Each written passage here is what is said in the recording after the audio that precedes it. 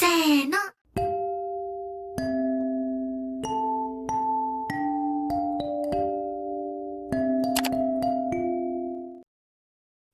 Assalamualaikum warahmatullahi wabarakatuh. Kembali lagi sama aku Gladys Pernika.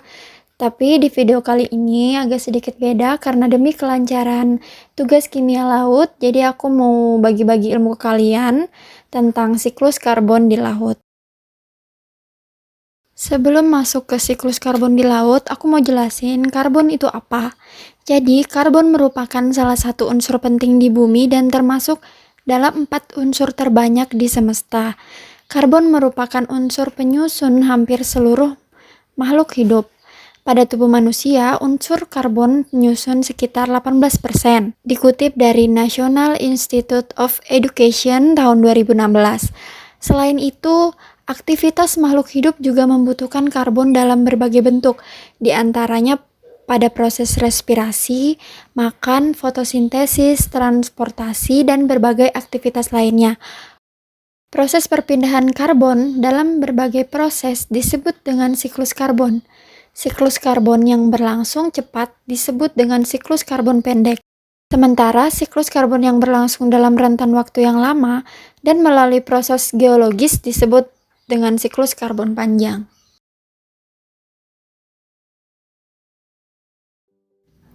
Siklus karbon di laut terdiri dari proses yang menukar karbon antara atmosfer, interior bumi, dan dasar laut. Siklus karbon samudra adalah proses sentral dari siklus karbon global dan mengandung karbon anorganik, atau biasa karbon yang tidak terkait dengan makhluk hidup seperti karbon dioksida, dan karbon organik, atau biasa karbon yang telah dimasukkan ke dalam makhluk hidup. Bagian dari siklus karbon laut mengubah karbon antara benda mati dan benda hidup.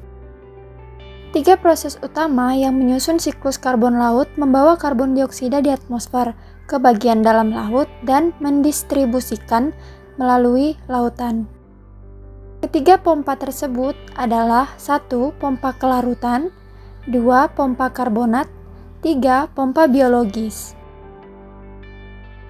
Tumbuhan dan alga di bumi adalah produsen utama yang bertanggung jawab atas fluks karbon tahunan terbesar.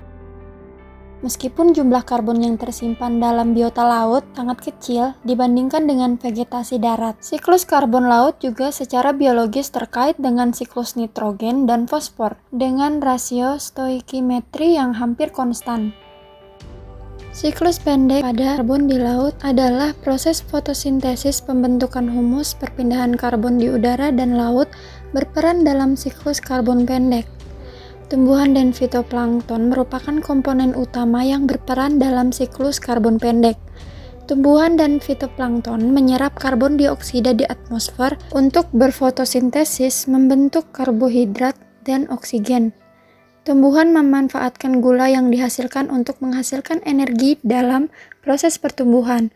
Selain itu, hewan dan juga manusia memakan tumbuhan dan fitoplankton untuk mendapatkan energi dari gula yang tersimpan pada keduanya.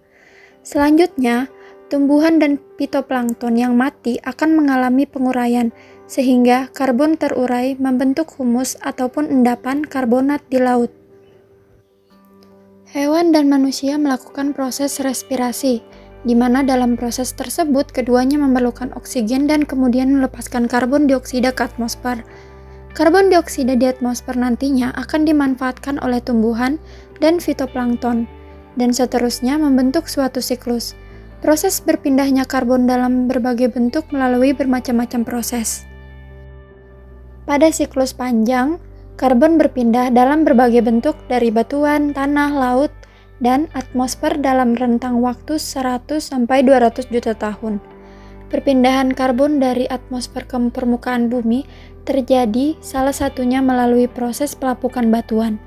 Batuan yang tersingkap ke permukaan selanjutnya bereaksi dengan berbagai gas di atmosfer, salah satunya gas karbon dioksida. Baik, terima kasih buat kalian yang sudah nonton video ini. Jangan lupa klik subscribe, like, komen, dan share ilmu ini ke teman-teman kalian semuanya. Dadah, sampai jumpa di next video aku ya.